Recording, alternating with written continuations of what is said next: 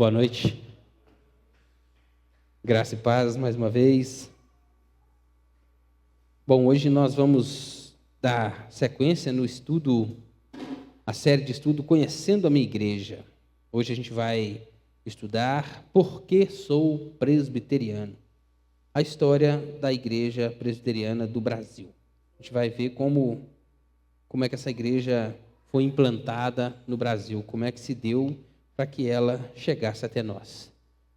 Se a gente pedir o nosso querido irmão Paulo para estar orando para a gente antes de começar o nosso estudo.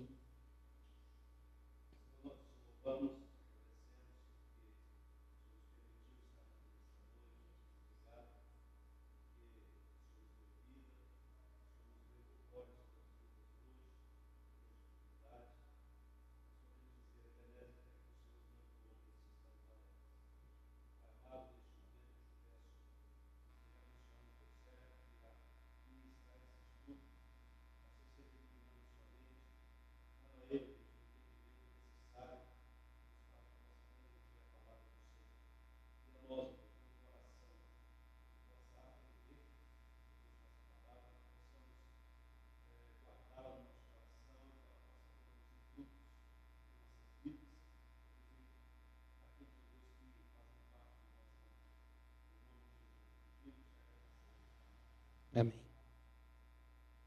Bom, a primeira coisa que acho que o grande aprendizado que nós teremos com esse estudo hoje é o valor, a importância de ser missionário.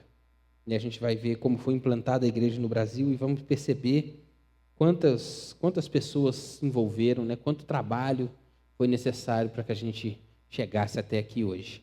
Mas o trabalho não parou, continua, né? Vamos lá. Bom, a fé reformada, a fé como nós chamamos de fé reformada, nasceu no continente europeu. Todos sabemos disso, né? Foi no continente europeu ali onde os reformadores estavam presentes e se levantaram, então, contra os ensinos da Igreja Católica daquele tempo.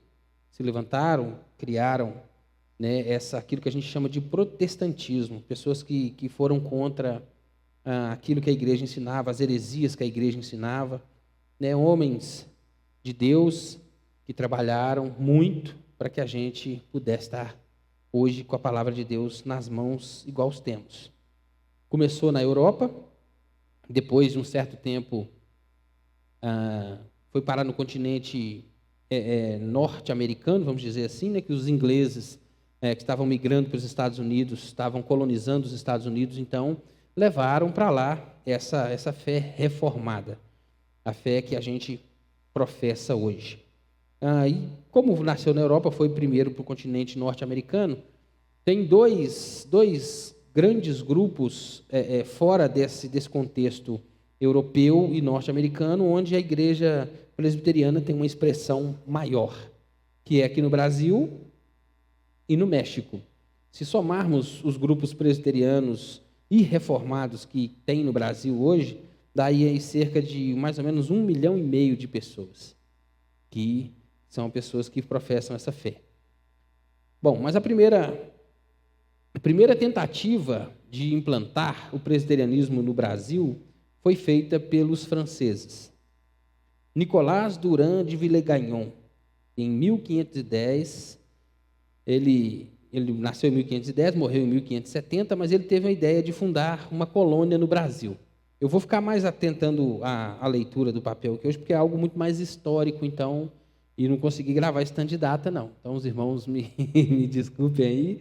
Então, Rapaz, é muita data, e muito nome difícil aqui. Então, esse moço resolveu fundar uma colônia no Brasil. Juntou uma afrancesada lá, uma galera, enfiou no barco, no navio e veio para o Brasil. Chegaram aqui na Baía de Guanabara, no Rio de Janeiro, por volta do dia 10 de novembro de 1555. E esse Villegagnon, então, trouxe essa turma e, procurando ali ter um nível melhor de convivência, né? E também espiritual. Ele queria que aquela turma tivesse um pouco mais de conhecimento espiritual e também moral. E pensando nisso, ele falou: poxa, quem é que hoje pode trazer isso para a gente, uma espiritualidade maior, né? E onde se encontra, porque o protestantismo está diretamente ligado à forma com que nós vivemos. Não é simplesmente pregar, não é simplesmente expor as Escrituras, é um esforço contínuo e comum de viver realmente a palavra de Deus, e sempre foi assim, desde o começo. E Villegagnon, então, querendo fundar essa colônia no Brasil com parâmetros morais mais elevados, então ele pediu para João Calvino que enviasse uma turma para cá, para poder evangelizar essa colônia francesa que estava no Brasil. A ideia era que primeiro eles evangelizassem os franceses que vieram e depois evangelizasse os colonos, os índios brasileiros, né? Então o pedido foi atendido. E foi enviado para cá um grupo de crentes sob a liderança de 2 pastores, Pierre Richier e Gilles Cartier, é o nome dos 2. O grupo chegou em 7 de março de 1557. E já no dia 10 desse mês, eles chegaram no dia 7 de março, no dia 10 de março, eles dirigiram o primeiro culto e a primeira ceia no território brasileiro, em 1557. Bem longe, né? Os objetivos era esse, de implantar a fé reformada entre os franceses e depois pelos indígenas. Só que o tal do Villegagnon ali, ele arrumou um problema com a turma lá. O negócio não ficou bom para o lado deles, não, e ele não gostou, pegou e mandou todo mundo embora, mandou com que se retirassem essa turma que veio para ajudar. O problema é que, para voltar, o barco era pequeno. Aí colocaram ali 45 pessoas dentro do barco. O navio começou a afundar, 5 deles, então, voltaram de novo para a praia, né, voltou para onde tinha sido expulso, e no começo eles foram até bem recebidos pelo tal do Villegagnon lá. Mas daí um tempo ele cismou de novo com essa turma e falou que eles eram espiões, que estavam ali traindo, né, os franceses, e prendeu essa turma. E fez ali um questionário, ele formulou um questionário e sobre pontos doutrinários, né, ele queria coisas a respeito da doutrina, e deu para essas pessoas, 5 pessoas responderem, e num prazo de 12 horas. O prazo é esse, vocês têm que responder esse questionário aqui. O pessoal respondeu. Esse questionário, depois de respondido, virou um documento que hoje é conhecido como a Confissão de Fé da Guanabara. Foi a primeira confissão de fé feita em solo brasileiro. Por causa das perguntas que Villegagnon fez, eles responderam. Ele não gostou das perguntas, porque ele tinha outros interesses que a fé reformada ia contra. Então, ele mandou matar, ele mandou prender essa turma, decidiu pela morte deles, então. No dia 9 de fevereiro de 58, Jean de Bordeaux, eu acho que é esse o nome, Mathieu Verny e Pierre Bourdon foram estrangulados e lançados ao mar, dos 5 que voltaram. André Lafon teve a vida poupada por 2 motivos. Ele era o único alfaiate que tinha no meio da turma ali, inclusive dos franceses, e também não tinha uma fé muito firme, não. Das perguntas, né, dos questionamentos que foram feitos, as respostas dele foram as mais assim, tendenciosas para o lado de Villegagnon. E o quinto fugiu, que era Jacques Le Ballet. Ele fugiu e foi preso 8 anos depois, tudo francês. Tá. Jacques Le Ballet fugiu, era o cara que foi preso. 8 anos depois, então, ele foi preso e morto. Foram, então, esses 4 mortos, essas 4 pessoas que foram mortas, ficaram conhecidas, então, como os mártires calvinistas do Brasil. Então, essa primeira tentativa deu errado. Não conseguiram implantar, então, o presbiterianismo no Brasil. Não conseguiram implantar a fé protestante no Brasil. A segunda tentativa foi feita pelos holandeses. Eles invadiram o nordeste do Brasil em 1624, chegaram em Salvador, na Bahia, e ficaram ali até 1625. Foram expulsos da Bahia e reorganizaram de novo e invadiram, então, Pernambuco, em 1630. A igreja oficial da colônia reformada era a igreja da Holanda, que realizou uma grande obra missionária. Esse povo fez um trabalho muito bacana. Eles fizeram bastante coisa, eles evangelizaram bastante os indígenas, eles fundaram 22 igrejas e congregações, fundaram 2 presbitérios, o do Pernambuco e da Paraíba, e chegaram a formar até mesmo um sínodo ali. Não como a gente conhece hoje com essa organização toda, mas naquele tempo, e fizeram um trabalho muito grande com os indígenas, né, do lado da pregação, do ensino da palavra, e também tentaram implantar um catecismo na língua nativa dos índios. Eles estavam estudando para poder fazer um catecismo na língua que essas pessoas entendiam. Começaram também num projeto de tradução nas escrituras da língua do povo indígena daqui. E tentaram também, a ideia deles era o quê? Era promover o catecismo na língua nativa, era conseguir traduzir a Bíblia para a língua deles e formar pastores indígenas. Mas isso não conseguiu, não alcançou, eles não chegaram a alcançar esse objetivo aí. Em 1654, após 10 anos de luta, esses holandeses foram expulsos e foram para o Caribe. E essas 22 igrejas que eles tinham, igrejas e congregações que eles tinham implantado, foram se extinguindo, porque a liderança foi expulsa, né? Então, depois disso, o Brasil ficou aí com as portas fechadas para os protestantes por mais de 150 anos. Por essas 2 primeiras tentativas, depois, 150 anos depois, foi que apareceu o primeiro missionário na região do Brasil. O nome dele era Robert Reid Calley e a sua esposa Sarah Calley. Vieram para o Brasil em 1855 e fundaram a Igreja Presbiteriana Fluminense no Rio de Janeiro em 1858.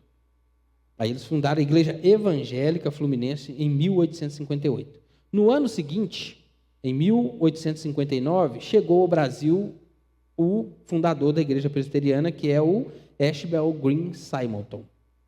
Vieram primeiro esse casal, começou a fazer um trabalho ali, fundaram a Igreja Evangélica Fluminense. No ano seguinte, chegou então o Simonton. E daí, então, deu início à implantação da Igreja do Presbiterianismo no Brasil. Foi um trabalho de missionários que vieram exatamente para isso. Não foi só o Ashbel que veio, né? Claro que veio uma turma com ele ali, e vieram com esse propósito, de evangelizar o Brasil e fundar a igreja aqui. Simonton foi nascido em West Hanover, na Pensilvânia. Estudou no Colégio de Nova Jersey, que futuramente seria a Universidade de Princeton, e inicialmente pensou em ser professor ou advogado. Foi alcançado por um avivamento ali que houve em 1855 e fez a sua profissão de fé. Pouco depois, logo em 1855, ele fez a profissão de fé e já ingressou no seminário. E ouvindo um pastor, um nome bem conhecido, acho que todo mundo já ouviu falar dele, pelo menos algum presbiteriano já ouviu falar, ele ouviu um teólogo, Charles Hodge, pregando a respeito do trabalho missionário. E aquilo chamou a atenção dele. E ele então resolveu ser missionário fora dos Estados Unidos. E veio então para o Brasil. Ele chegou aos 26 anos de idade. Em 12 de agosto de 1859, ele embarcou e veio para o Brasil com o intuito de fundar a igreja. Chegando aqui, enquanto ele aprendia a língua portuguesa para poder fazer o trabalho dele, ele evangelizava também os estrangeiros que por aqui passavam ou que residiam aqui no Brasil, fazendo essas 2 coisas. No dia 22 de abril de 1860, foi a primeira vez que Simonton dirigiu um trabalho na igreja na língua portuguesa. Foi numa escola bíblica dominical e tinham 3 crianças e 2 moças na igreja. Bacana, né? 2 anos depois, ele recebeu os 2 primeiros membros da igreja, um norte-americano e um português. Foram os primeiros membros a ser recebido na igreja dele. O primeiro brasileiro a se tornar membro da igreja presbiteriana se chamava Serafim Pinto Ribeiro. Ele foi recebido por profissão de fé e batismo no dia 22 de junho de 1862. Em 1863, um reverendo Alexander Blackford foi para São Paulo com o objetivo de evangelizar a capital e o interior. Os missionários consideravam uma igreja montada, uma igreja organizada, a partir do momento que alguém fizesse ali a pública profissão de fé e o batismo. A pessoa foi batizada e fez a pública profissão de fé, que fosse 2 ou 3 ali, então tinha uma igreja organizada ali. Para eles era assim que funcionava.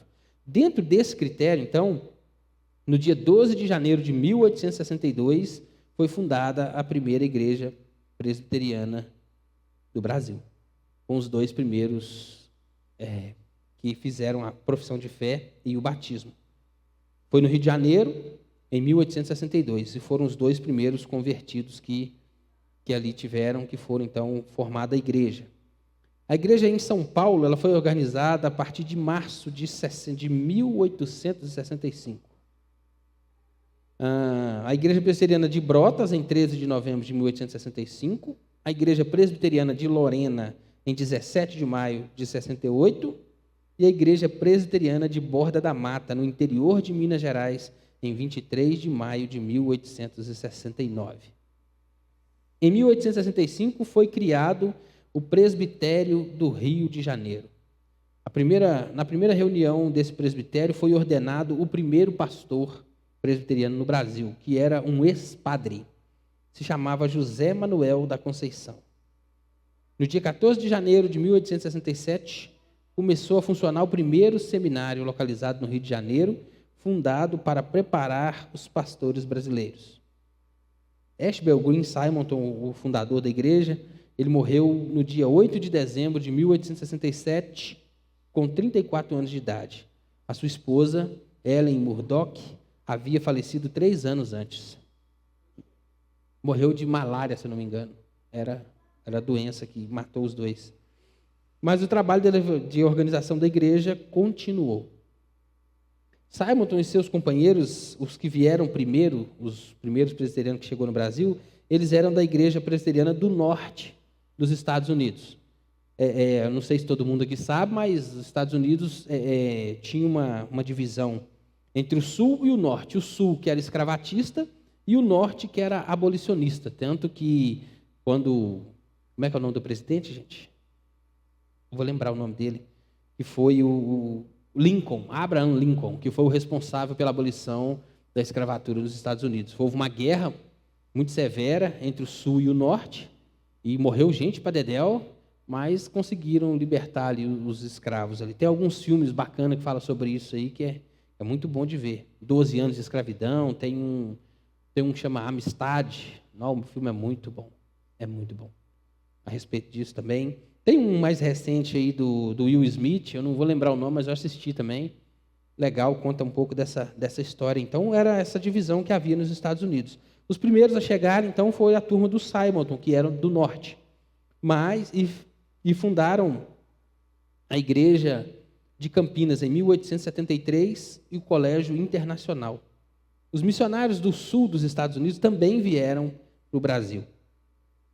Eles evangelizaram a região chamada de Mogiana, a região de São Paulo, como é que eu vou dizer? É formada por 15 municípios e é uma região cafeeira muito forte. Tem um café de muito, muito grande qualidade. Esses que vieram depois do Simonton evangelizaram essa região, conhecida como região mogiana, ali de São Paulo, o oeste de Minas Gerais, o Triângulo Mineiro, o sul de Goiás, o nordeste e o norte do Brasil, de Alagoas até a Amazônia. Em São Paulo, o casal Chamberlain fundou em 1870 a Escola Americana, que mais tarde se tornou o Colégio Mackenzie. Por causa da febre amarela, o Colégio Internacional foi transferido de Campinas para Lavras e mais tarde veio a chamar-se Instituto Gamon, que onde até o pastor existe até hoje, e o pastor Felipe estava lá semana passada, né?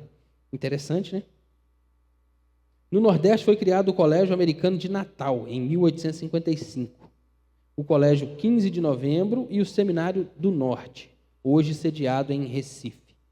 No final desse período, além de estar presente em todos os estados do Nordeste, a Igreja Presbiteriana chegou ao Pará e ao Amazonas. No Sul, foi iniciada a obra presbiteriana em Santa Catarina, na cidade de São Francisco do Sul e Florianópolis. A igreja também fundou o trabalho do leste de Minas, em Alto Jequitibá, e no Espírito Santo, em São José do Calçado. Em setembro de 1888, foi organizado o Sínodo da Igreja Presbiteriana do Brasil, que assim tornou-se autônoma, desligando-se das igrejas mães norte-americanas. A Igreja Presbiteriana Brasileira hoje já não é mais participante, né, da Igreja Americana. Ainda bem, né? Tem muita coisa que do Sul que o povo anda aceitando aí que não dá, não. Uma grave crise se abateu sobre a vida da igreja. Surgiu uma diferença de prioridades entre o sínodo e a junta de missões. Estava indo tudo bem até agora, né?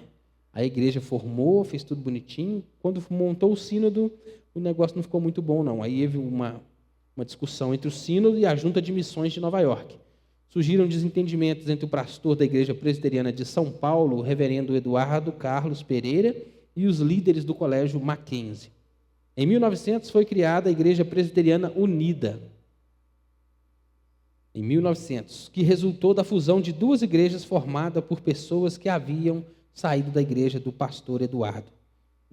Andou discutindo ali, o negócio não deu certo um com o outro, o pessoal saiu da igreja do pastor Eduardo e fundaram, então, a Igreja Presbiteriana Unida. Na mesma época, houve um novo problema. Veio complicar ainda mais a situação, né? O debate acerca da maçonaria, que é um outro problema também bastante falado aí na Igreja Presbiteriana, né? Em 31 de julho de 1903, durante a reunião do Sínodo, após serem derrotados em suas propostas, o reverendo Eduardo e seus colegas do Sínodo formaram a Igreja Presbiteriana Independente. Existe, então, por causa dessas brigas, dessas dissensões, algumas denominações da Igreja Presbiteriana no Brasil, que é fora da IPB, como a gente chama. Por causa da briga com a maçonaria. Alguns queriam aceitar o maçons, outros não. A independente, eu acho que é os que não queriam. Eles não queriam.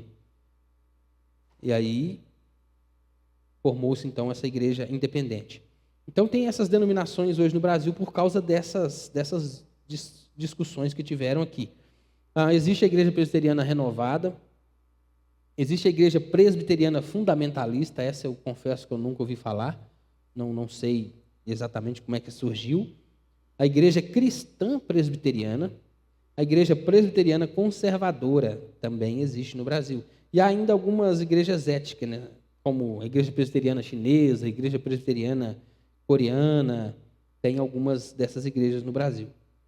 E, nos últimos tempos, a gente tem visto aí, né, algumas dificuldades ainda que a igreja tem sofrido, a Igreja Presbiteriana tem sofrido aí. O impacto, principalmente, como é que eu vou te falar? Do neopentecostalismo, né?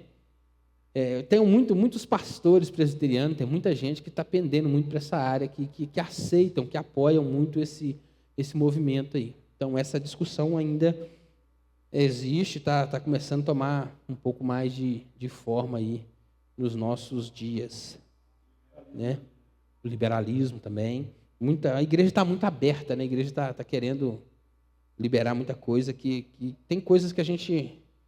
Algumas decisões que são tomadas no Supremo Concílio, inclusive teve uma lá que eu não vou falar não, mas no primeiro eu concordei, eu discordei do que tinha sido resolvido lá, foi das últimas aí, que deu pano para a manga, e depois eu acabei concordando com o pessoal, porque tá muito aberto. Se não der um jeito de firmar um pouquinho, vai ficar muito mais complicado.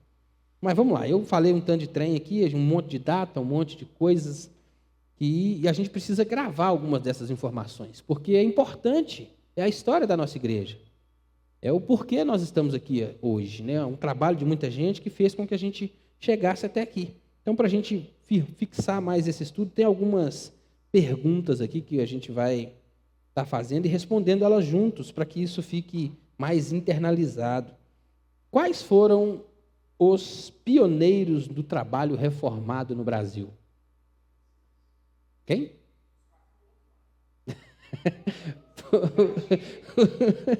Os 4 mortos lá. Os franceses, né? Qual a confissão de fé que foi criada por causa da divergência? Menina, você tá chique, hein? Se tivesse um prêmio aí, pastor, Carol tá na frente. Como e quando começou o trabalho presbiteriano no Brasil? 1510. Se for olhar pelo estudo todo, mas o 1510 começou a história do protestantismo. A ideia do presbiterianismo mesmo foi em 1860. Boa, 1860. Com o Ashbel Green Simonton. 1859 ele chegou, 1860 foi a primeira vez que ele deu uma aula aqui, né? Eu acabei respondendo a 4ª pergunta. E quem fundou a Igreja Presbiteriana do Brasil? Qual foi a primeira igreja presbiteriana do Brasil? Do Rio de Janeiro. Foi a Igreja Presbiteriana do Rio de Janeiro. Tá vendo? Não foi tão perdido assim, o pessoal não está tão disperso assim, não. E aí, gente, termina o estudo hoje. Eu falei, era algo bem mais histórico, mas é importante saber. A gente precisa saber de onde veio, quais raízes nós temos, para poder dar valor para o que tem hoje. Vamos orar então, irmão? Agradecemos a Deus. Senhor, é bom estarmos aqui nessa noite, Deus, mais uma vez diante do Senhor, cultuando o Senhor, ó Deus, e aprendendo, ó Pai, um pouco da história da nossa igreja. Através disso, ó Deus, a gente pode parar um pouco, ó Deus, e contemplar a mão do Senhor, ó Deus, movendo na história, Pai, para que a gente pudesse estar aqui hoje. É a sua vontade, Deus, foi o teu querer, foi a tua provisão, ó Deus, que usou esses homens, ó Pai, que enviou esses homens para que a gente tivesse hoje a Igreja Presbiteriana do Brasil da forma que a temos. Te louvamos, ó Deus, por tudo que o Senhor fez na vida desses homens e através da vida deles. Te agradecemos, ó Pai, por cada um, pela coragem, pelo labor, pelo trabalho, porque ouviram o teu chamado, Senhor, e disseram sim. Pai, que a gente possa copiar o exemplo desses homens, ó Deus. Ouvir o chamado do Senhor, ó Deus, e de fato nos tornar missionários, ó Pai, pregadores da palavra de Cristo. E assim, ó Deus, contribuir, ó Deus, com a volta do nosso Senhor e Salvador. Maranata, vem, Senhor Jesus. Deus, que o Senhor possa continuar, ó Deus, falando aos nossos corações e que a gente valorize, ó Pai, valorize a igreja que tem, valorize a instituição que temos, ó Deus, e valorizamos acima de tudo a palavra do Senhor, ó Deus, que fundamenta tudo isso. Nós te louvamos, te agradecemos em nome de Jesus. Amém.